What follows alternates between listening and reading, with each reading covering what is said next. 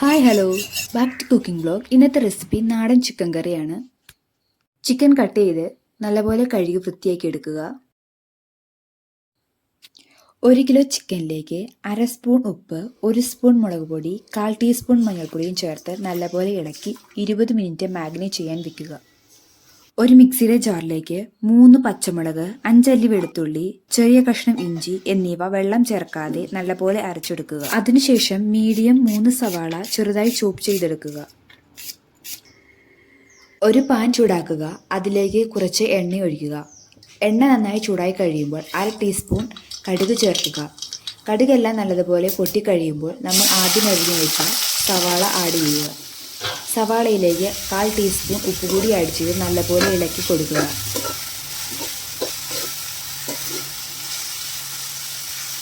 അതിനുശേഷം നമ്മൾ തയ്യാറാക്കി വെച്ച ഇഞ്ചി, വെളുത്തുള്ളി, പച്ചമുളക് പേസ്റ്റ് ആഡ് ചെയ്ത് അതിൻ്റെ പച്ചമണം മാറുന്ന വരെ നല്ലപോലെ ഇളക്കി വഴറ്റുക. അതിനുശേഷം 3 സ്പൂൺ മല്ലിപ്പൊടി, 1/2 സ്പൂൺ മുളക് പൊടി, 1/2 ടീസ്പൂൺ മഞ്ഞൾപ്പൊടിയും ചേർത്ത് നല്ലപോലെ ഇളക്കി വഴറ്റുക, പച്ചമണം മാറുന്നത് വരെ. അതിനുശേഷം മാഗ്നേറ്റഡ് ചിക്കൻ കൂടി ആഡ് ചെയ്ത് നല്ലപോലെ ഇളക്കുക. ചെറിയ തീയിലിട്ട് മൂടി വെച്ച് നല്ലപോലെ ഇളക്കിയതിന് ശേഷം വേവിക്കുക. വെള്ളം ആഡ് ചെയ്യേണ്ട ആവശ്യമില്ല. ഗ്യാസ് സ്റ്റൗവിലാണ് യൂസ് ചെയ്യുന്നതെങ്കിൽ 10 മിനിറ്റ് ലോ ഫ്ലെയിമിലിട്ട് മൂടി വെച്ച് വേവിക്കുക. വെള്ളം ആഡ് ചെയ്യേണ്ട ആവശ്യമില്ല ഗ്യാസിലാണെങ്കിലും.